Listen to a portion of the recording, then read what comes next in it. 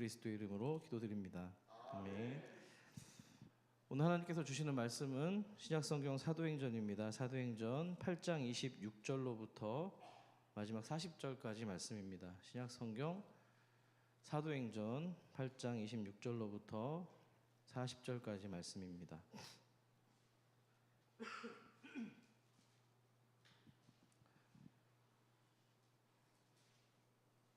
한 절씩 교독하신 후에 마지막 절을 같이 합독하도록 하겠습니다.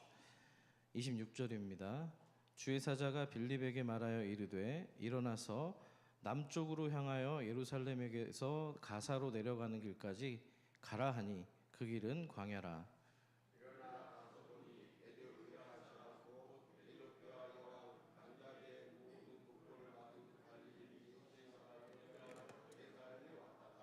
돌아가는데 수레를 타고 선지자 이사야의 글을 읽더라.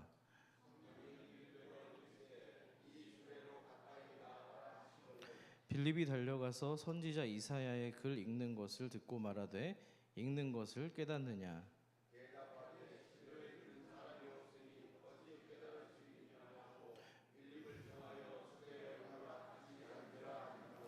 읽는 성경 구절은 이것이니 일러스되 그가 도살자에게로 가는 양과 같이 끌려갔고 털 깎는 자 앞에 있는 어린 양이 조용함과 같이 그의 입을 열지 아니하였도다.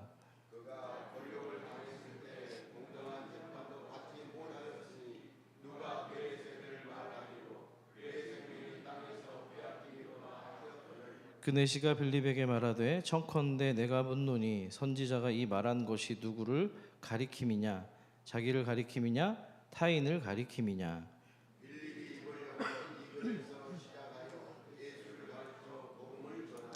길 가다가 물 있는 곳에 이르러 그 내시가 말하되 보라 물이 있으니 내가 세례를 받음에 무슨 거리낌이 있느냐. 영하여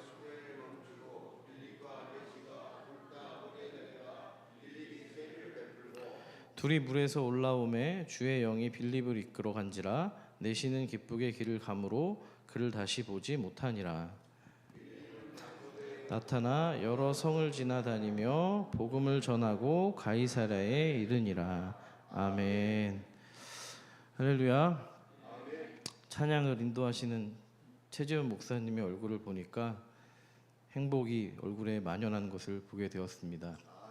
이유는 이제 드디어 한 가정이 완전체를 이루었기 때문입니다. 사모님이 오셨고요.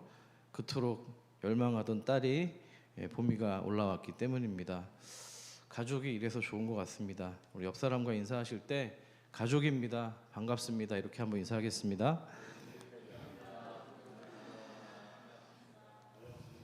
네, 감사합니다. 자, 우리는 살아가면서 예상하지 못하는 길을 만나곤 합니다.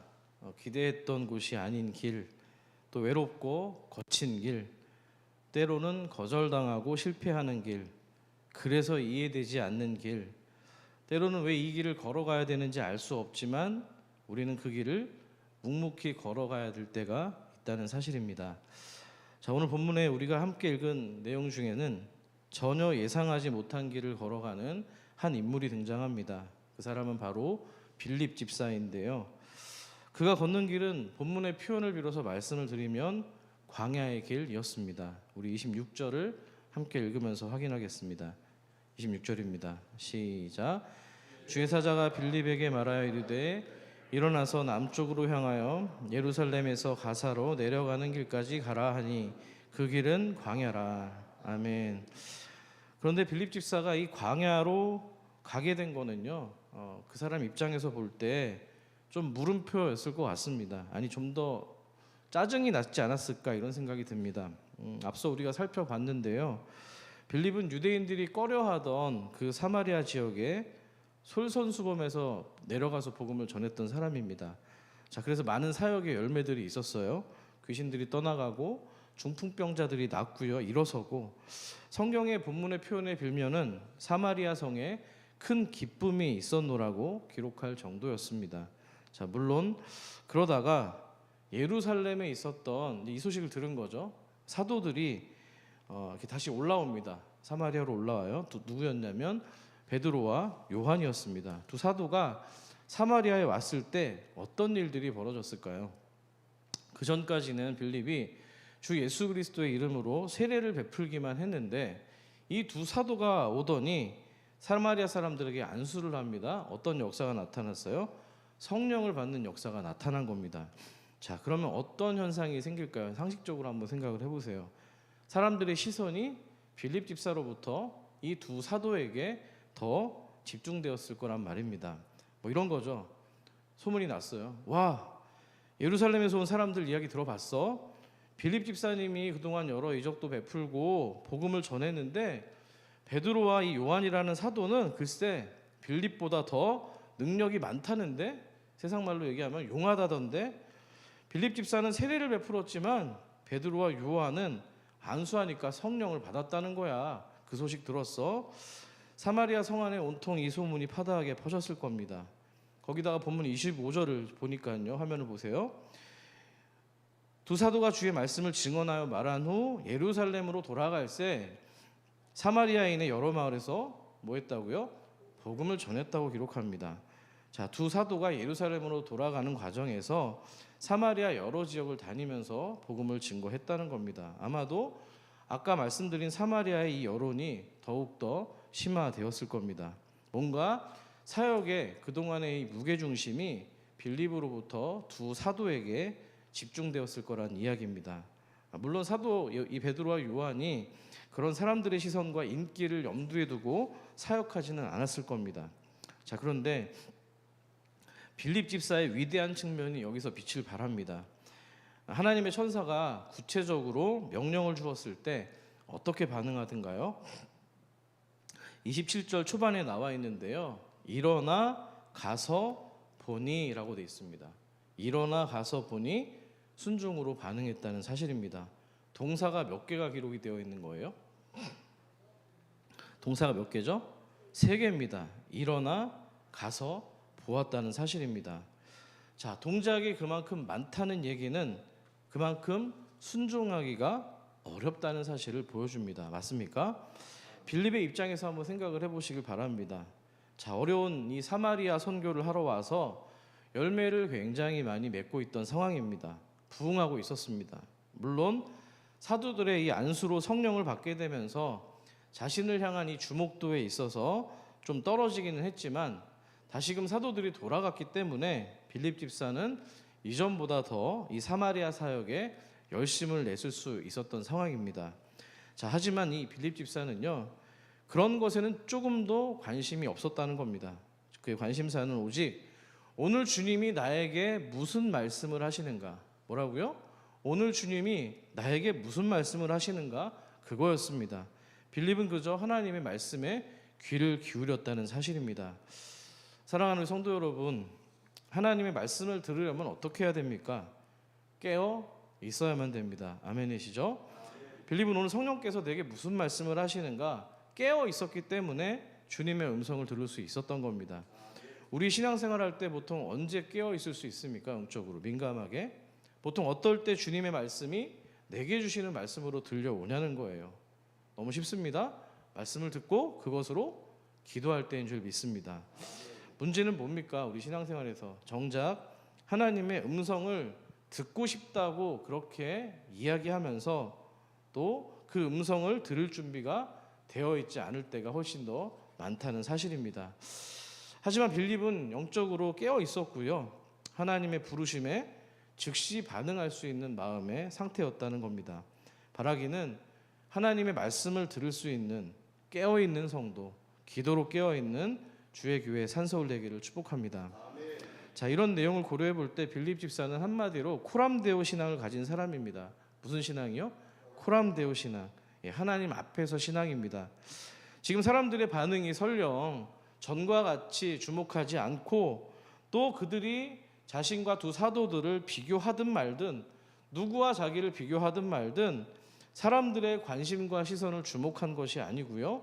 오직 하나님만 바라봤기 때문입니다. 하나님이 나에게 무슨 말씀을 주시는지, 내가 무슨 사명을 감당해야 되는지, 그래서 내 자신의 삶이 정말 하늘의 뜻을 이루고 있는지 오직 그것만이 빌립 집사의 관심사였다는 사실입니다. 자, 우리가 신앙생활하다 보면은 자꾸만 이 주객이 전도되는 상황들이 있습니다. 처음에는 하나님 은혜로 시작합니다. 아까도 우리가 그런 기도를 했었는데 은혜로 시작했는데 자꾸 과정에 있어서 결말에 있어서 자꾸 바뀌는 겁니다. 하나님만 바라보고 시작한 일에 있어서 자꾸만 사람들의 시선과 평가에 귀를 기울이기 시작하고요. 그러다 보면 결국에 말 한마디 때문에 시험 들고 넘어질 때가 많다는 겁니다. 자, 부디 바라기는 오늘 이 빌립 집사님이 보여주었던 하나님을 바라보는 신앙, 하나님의 뜻이 내 삶 속에서 이루어지기를 바라는 신앙, 그 신앙이 바로 저와 여러분의 신앙이 되기를 축원합니다. 자, 그러면 하나님이 빌립에게 주신 새로운 명령과 이 사명의 자리는 무엇이었을까요? 우리 26절 말씀을 다시 한번 읽어볼까요? 시작. 주의 사자가 빌립에게 이르되 말하되 이르되 일어나서 남쪽으로 향하여 예루살렘 가사로 내려가는 길까지 가라 하니 그 길은 광야라. 아멘. 사마리아 남쪽으로 향하면서 예루살렘에서 가사로 내려가는 길까지 가라고 합니다. 자, 빌립이 간 곳은요, 이 가사라고 하는 길목은 위치한 광야였는데요. 가사는 지중해 연안과 가까워서 예로부터 무역과 군사 요충지였던 도시입니다. 한번 화면을 보여주실까요? 지도에 나와 있는데요. 왼쪽 저 하단 부분에 보시면은 바로 가사입니다. 사마리아에 있다가 예루살렘을 거쳐서 가사까지 저렇게 가고 있는 여정입니다. 구약 시대 때 블레셋의 5개의 주요 성읍 중에 대표 도시이기도 했습니다. 자, 하나님은 지금 빌립에게 예루살렘 남서쪽 약 80km 떨어진 곳, 지금의 네게부 사막이라고 불리는 그곳에 연결된 광야로 지금 보내신 상황입니다. 자, 여러분, 사막이라는 말은요, 사람의 인적이 드문 곳이고요, 황량한 공간을 의미합니다. 도대체 그런 곳으로 가서 무엇을 해야 되고 인적도 없는 그곳에서 누구를 만나서 복음을 전해야 되는지 한마디로 지금 앞이 캄캄한 상황이었다는 상황입니다. 그런 캄캄한 땅이었다는 얘기예요. 그런데도 하나님의 성령이 뭐라고 얘기해요? 예루살렘에서 가사로 내려가는 길까지라고 구체적인 그런 지점을 알려주고 명령하고 있다는 사실입니다. 한마디로 그냥 쉽게 말해서 말도 안 되는 미지의 땅으로 가라, 이렇게 명령하신 상황입니다. 자, 그런데 빌립이 어떻게 반응을 했던가요? 아까 3개의 동사가 있었죠. 일어나, 가서, 바라본 것입니다. 성경은 동사를 3개씩이나 쪼개가면서 하나의 지금 호흡을 가지고 얘기하고 있는데요. 이 말은 결국에 그가 보여준 순종이 얼마나 빨리 이루어져 있는지 보여주고 있다는 사실입니다. 사역적으로 열매가 많은 이 도시 사마리아에 안주하고 자리 깔고 누워 있을 수도 있었지만 빌립은 주님의 명령을 따라서 일어나 한 걸음 도약했다는 사실입니다. 저는 이것이야말로 성도의 부활 신앙이라고 말하고 싶습니다. 왜 그렇습니까? 성도는 주님의 은혜로서 자신의 죽음을 경험하고요, 예수 십자가의 생명으로 다시 그 죽은 자리에서 일어나 그 생명의 자리로, 사망의 자리로 가는 인생이기 때문입니다. 제가 이번 주일에도 설교 가운데 말씀드렸지만 주님께서는 당신의 모든 제자들이 자신을 배반할 것이라는 사실을 알고 계셨습니다. 그럼에도 불구하고 뭐라고 말씀하셨어요? 그러나 내가 살아난 후에 너희보다 먼저 어디로 간다고요? 갈릴리로 가겠다고 말씀하셨기 때문입니다. 자, 그 말은 예수님이 당신의 부활 이후에 제자들의 실패할 것을 알았지만 다시금 그 실패의 자리를 딛고 일어서서, 일어서다라는 말이 부활하다라는 말하고 동일한 단어인데요, 일어서서 사명의 자리로 옮겨가도록 바라셨기 때문입니다. 아멘이신가요? 자, 바라기는 여러분들의 삶이 내 자아가 죽고 여러분이 가지고 계신 선입견과 편견이 죽고 내가 안주하면서 고집하고 있는 그 자리가 죽고 날마다 하나님 말씀 때문에 부활의 삶을 경험하는 은혜가 있기를 축복합니다. 자, 그렇다면 이 빌립의 즉각적인 순종에 대해서 하나님이 어떤 계획을 준비하고 계셨을까요? 우리 27절과 28절을 여러분들이 한 목소리로 함께 읽어주십시오. 시작.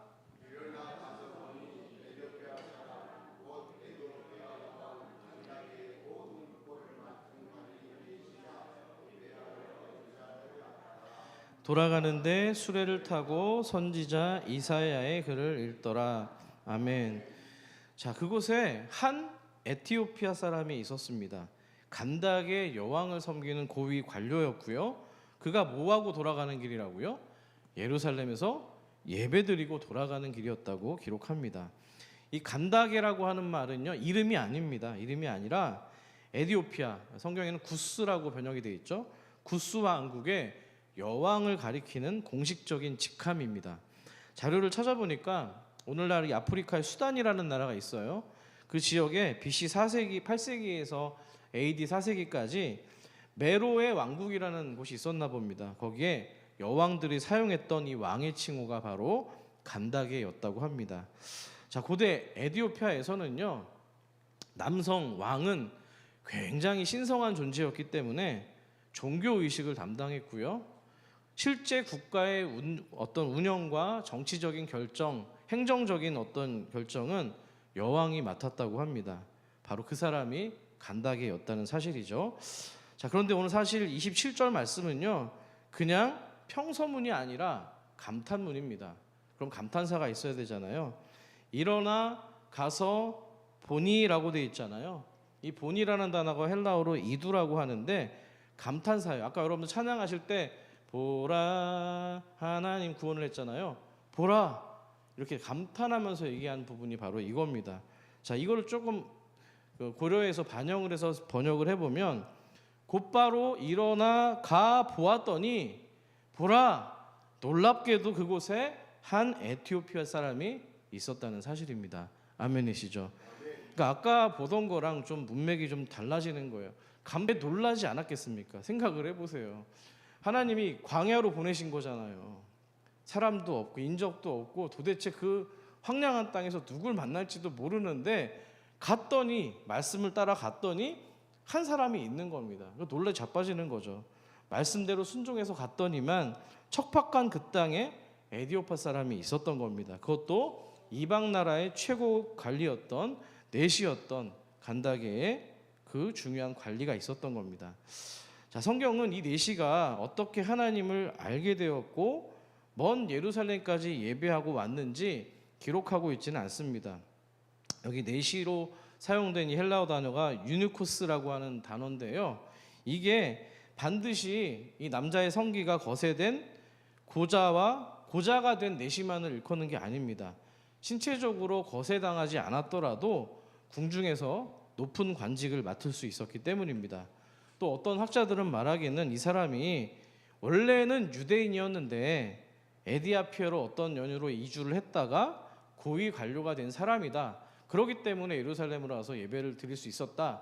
뭐 이렇게 말씀하는 분도 있는데요. 뭐 중요한 건 아닙니다만 어쨌든 이 내시의 구체적인 프로필은 지금 나와 있지는 않지만 그 넓은 광야 한복판 황량한 길에서 만나게 된 건 놀라지 않을 수 없는 사실이었다는 겁니다. 자, 더군다나 이 에티오피아 내시는요, 사막 한가운데서 지금 덜컹거리고 있는 수레에 앉아서 성경을 읽고 있었다는 사실입니다. 여러분 차를 타고 가실 때 핸드폰만 이렇게 쭉 보고 있으면 어떻습니까? 멀미나지 않습니까? 저만 그런가요? 버스 타고 갈 때 이렇게 멀미나잖아요. 차에서 이렇게 하면은 덜컹거리고 있는데 교통수단도 바퀴도 이게 고르지 않았을 텐데 그 광야길에서 이러고 봤을 거예요. 자, 그런 육체의 불편함을 감수하고서라도 하나님의 말씀을 읽었다는 사실입니다. 하나님 말씀에 대한 한마디로 열망이 있었던 거예요. 이 놀라운 광경 안에서 하나님의 성령은 빌립 집사에게 또 한 가지 미션을 말씀하고 있습니다.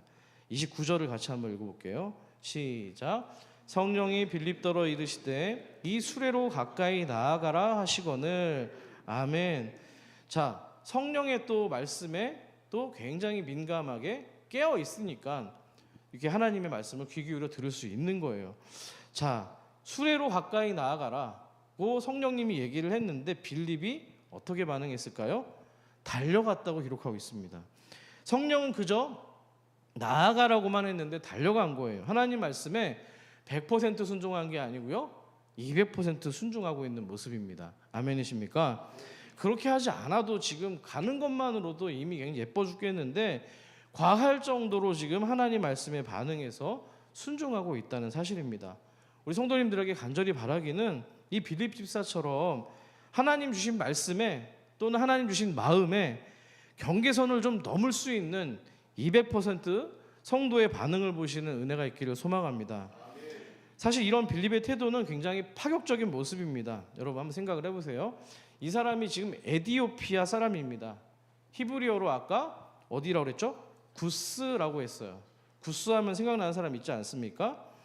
창세기에서 노아의 저주를 받았던 사람이 아들이 함입니다.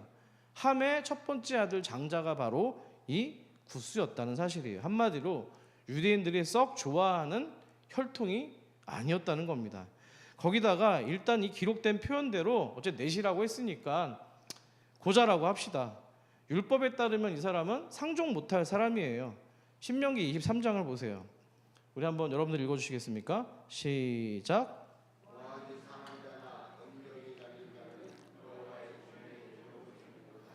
아멘. 제가 굳이 설명하지 않아도 무슨 얘기인지 아시겠죠? 다가서기도 어렵고 이렇게 달려가서 만날 정도의 사람이 아니었다는 겁니다. 거기다가 낯선 사람입니다. 피부색이 달랐을 수도 있어요. 이방인인데 그래도 나름 이 사람이 고위 관료였기 때문에 주변에는 이 마차를 위시해서 그를 경호하는 어쩌면 등발 좋은 어깨들도 있었을지 모르겠습니다. 성격이 내성적인 사람은 말도 못 붙였을 겁니다. 담대함이 필요한 일이라는 거예요.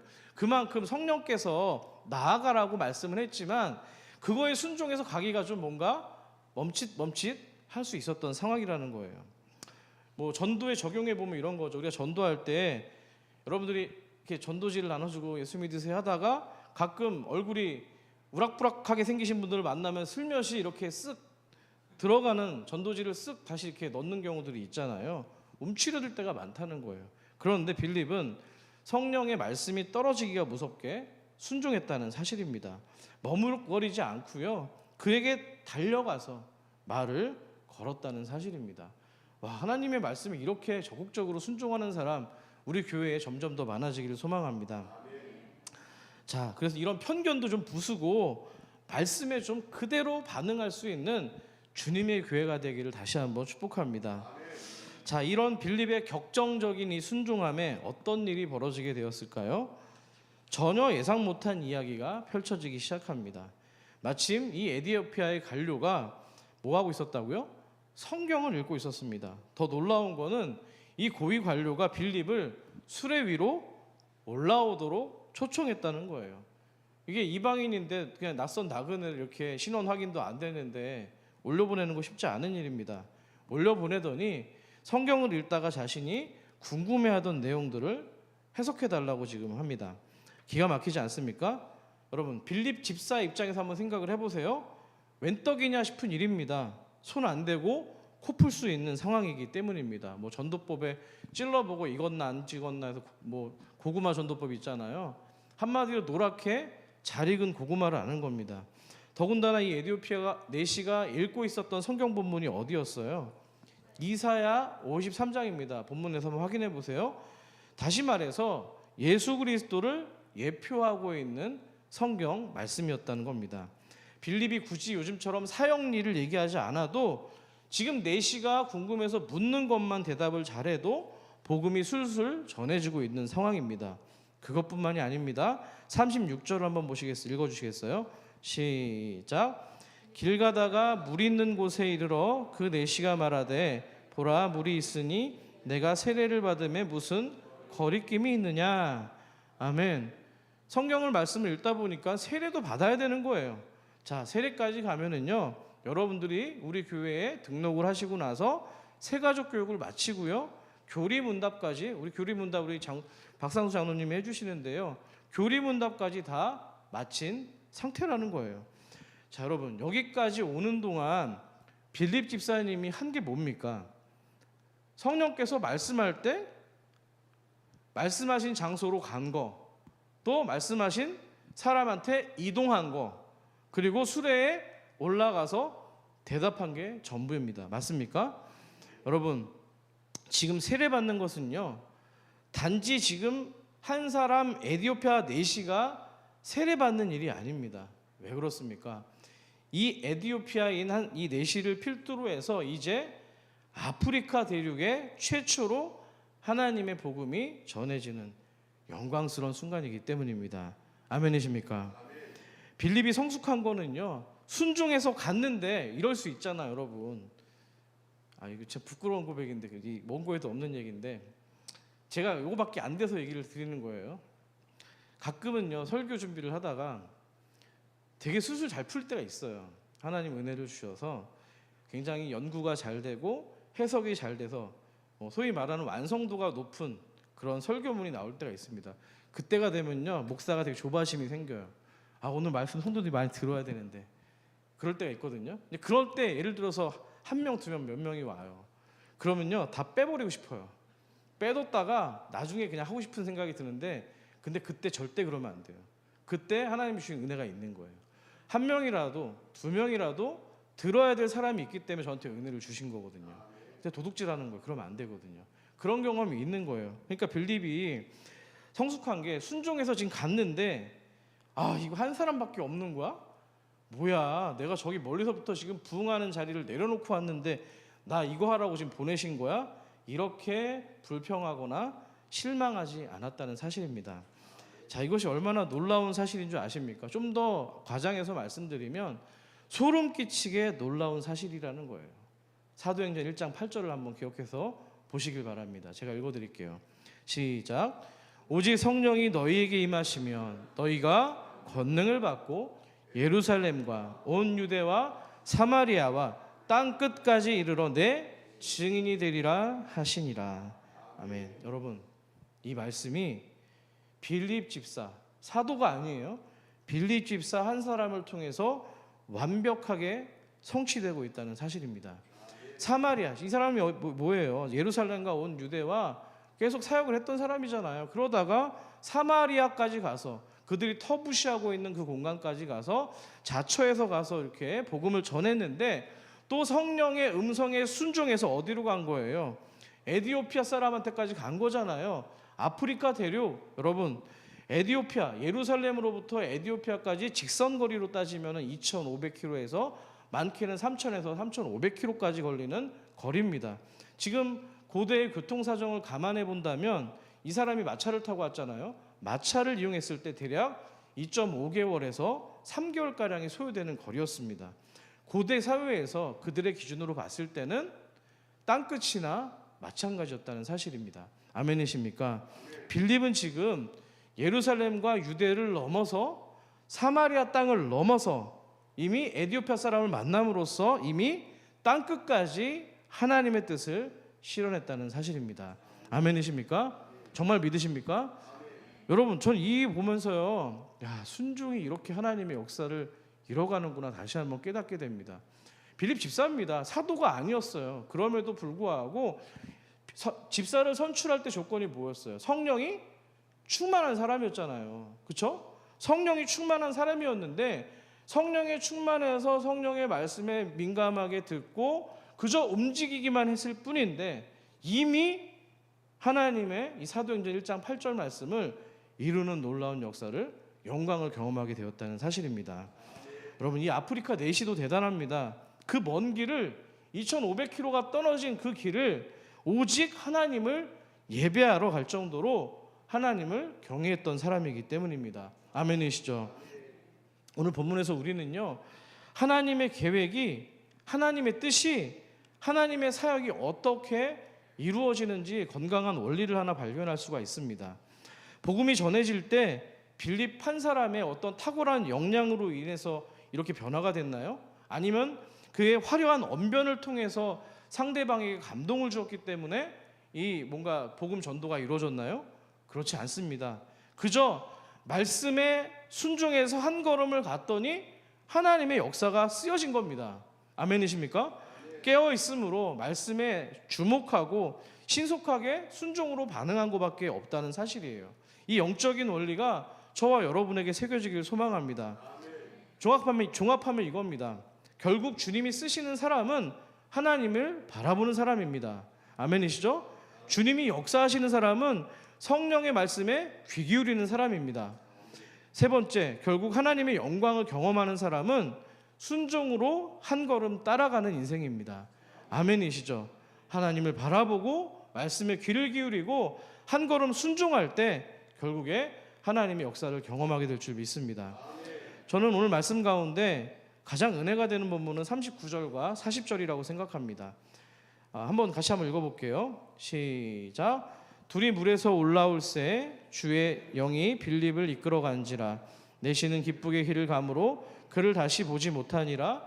빌립은 아소도에 나타나 여러 성을 지나다니며 복음을 전하고 가이사랴에 이르니라. 아멘. 이걸 보는데 저는 영화의 한 장면이 딱 생각이 나는 거예요. 어떤 영화도 좋습니다. 영화가 끝날 때 되면 뭐가 올라가요? 엔딩 크레딧이라는 게 올라가죠.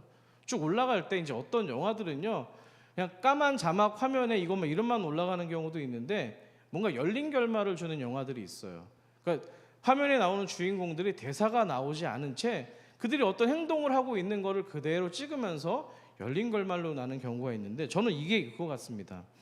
영화의 스토리가 끝나고 대사 없이 지금 빌립의 삶의 여정과 내시가 기쁘게 걸어가는 모습을 보여주면서 끝을 맺는 거예요. 세례를 받는 장면이 나오고요.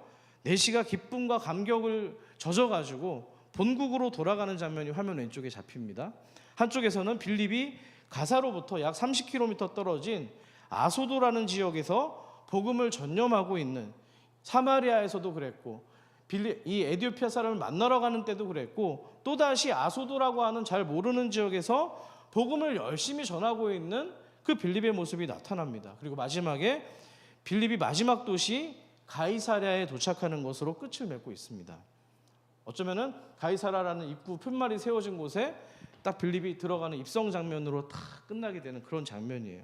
가이사랴는 이제 사마리아 북부의 중심 도시인데요. 조금 있으면 곧 이어 나옵니다. 이방 선교가 시작되는 배경이 된다는 거예요. 뭔가 바톤을 슬그머니 터치를 해주고 있는 아주 기가 막힌 이 과정이 담겨 있는 본문이라는 겁니다. 여러분 머릿속에 좀 그려지십니까? 이 영화가? 그려지셔야 되는데 죄송합니다. 여기 용량 이거밖에 안 되네요. 그려보세요. 원래 제가 오늘 본문의 제목을 영화 제목으로 좀 쓰려고 했어요. 하나님의 로드맵이라고 좀 짓고 싶었는데, 자 여기서 제가 왜 울림이 있었냐면 39절의 한 대목 때문입니다. 39절 보시면은 주의 영이 빌립을 이끌어 갔다고 되어 있어요. 자, 이 동사가 헬라어로 하르파조라고 하는 동사인데요. 여러분 각자의 성경에 보시면 하단에 주석이 되어 있을 거예요. 뭐라고 되어 있던가요? 빼앗아, 그렇죠? 빼앗아 갔다라고 되어 있잖아요. 성령님이 빌립을 빼앗아 갔다는 거예요. 자, 어느 선배 목사님이 이거를 영어를 번역해서 하나님이 낚아채 갔다라고 주석을 하신 걸 보았습니다. 마치 성령께서 빌립을 사로잡아서 공간 이동을 시킨 것 같은 그런 뉘앙스라는 거예요. 아까 분명히 여기 내시역 광야였는데 갑자기 30km가 떨어진 그 아소도라는 지역으로 공간 이동을 했잖아요. 거기서 또 가이사라라고 하는 곳을 공간 이동을 한 거잖아요. 이게 저는 너무 멋있게 와닿습니다. 하나님이 그렇게 급히 빼앗아 가실 정도로 다시 어디론가 보내는 인생, 우리 빌립 집사는 바로 그런 하나님의 사람이었다는 겁니다. 이거예요. 하나님이 어떤 계획을 하시는데 그저 갑자기 자연스럽게 마음에 떠오르는 그 한 사람, 여러분이 어떤 일을 계획하고 하나님이 어떤 계획을 하고 계시는데 구체적으로 말씀드리지 않을게요. 하나님이 어떤 계획을 여러분에게 또 이 교회 가운데 하고 계시는데 자연스럽게 떠오르는 그 집사 이렇게 되는 거, 전 개인적으로 바라기는 오늘 이 39절에서 주의 영이 빌립을 이끌어 가는지라, 빼앗아 가는지라, 하나님이 낚아채실 정도로 어디든지 쉽게 쓸 수 있는 사람, 그런 사람이 바로 저와 우리 성도님들이 되기를 소망합니다. 은혜가 되시죠? 네, 은혜가 되시리라고 생각이 됩니다. 한 사람 한 사람을, 여기 계신 분들을 그렇게 제가 바라보고 그렇게 기도하도록 하겠습니다. 말씀을 정리합니다. 저와 여러분은 하나님의 사람입니다. 하나님의 사람은요, 하나님의 사명을 감당하는 사람입니다. 믿으십니까? 그 사명을 감당할 때 비록 사람들에게 주목받지 않을지라도, 누군가 비교하지 않아도 그냥 하나님의 일이기 때문에 묵묵히 그 자리를 지킬 수 있는 성도가 되시기를 소망합니다. 또 주님께서 말씀하시면 오늘 빌립처럼 즉시 일어나서 가서 바라볼 수 있는 이 연속적인 순종의 동사가 가득한 복된 인생이 되기를 소망합니다. 그래서 하나님이 마련하신 이 광야의 길